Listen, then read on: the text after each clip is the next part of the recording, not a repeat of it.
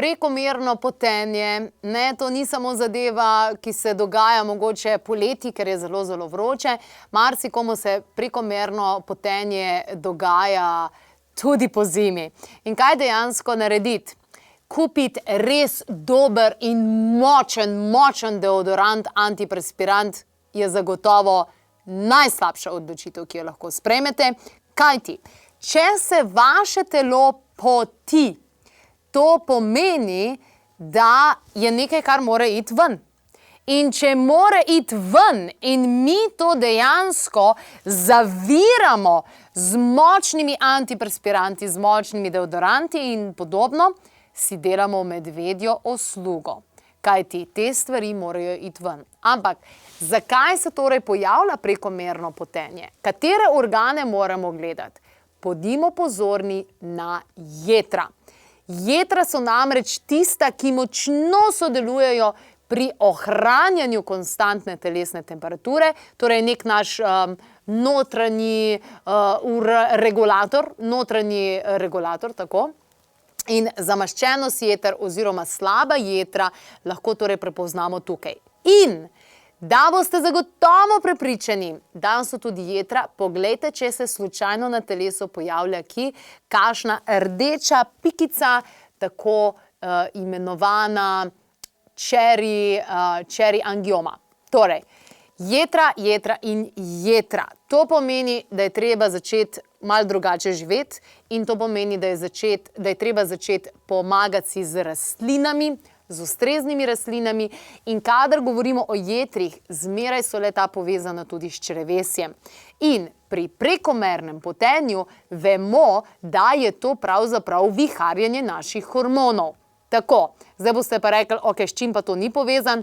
Vsekakor, jetra, črevesje in neuravnovešeni hormoni.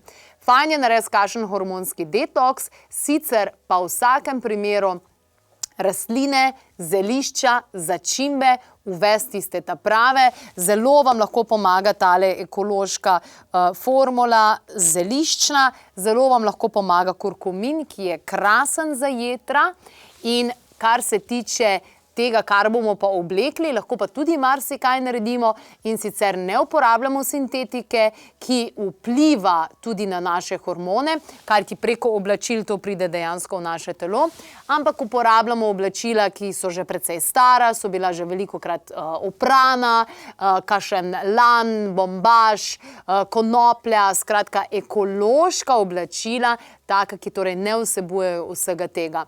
Mimogrede, kakšna fluorescentna oblačila imajo največ težkih kovin, tako da res stran od tega in pomagati si torej z zelišči. In še enkrat, najslabše, kar lahko naredite, je, da si kupite res močan antiperspirant ali deodorant. Sama niti deodorantov, niti antiperspirantov ne uporabljam že vrsto let, mislim, da že desetletja zagotovo.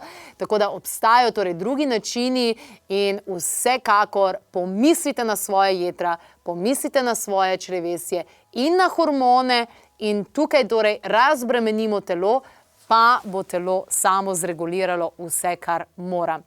In ne samo obleka, bodite pozorni seveda tudi na posteljnino.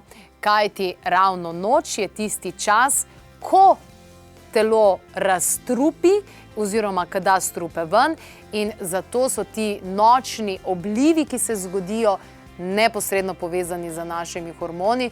In če uredimo in hrano in oblačila in si pomagamo še s kakšnimi pametnimi dodatki, smo res naredili tisto največ, kar lahko. Za zdravje!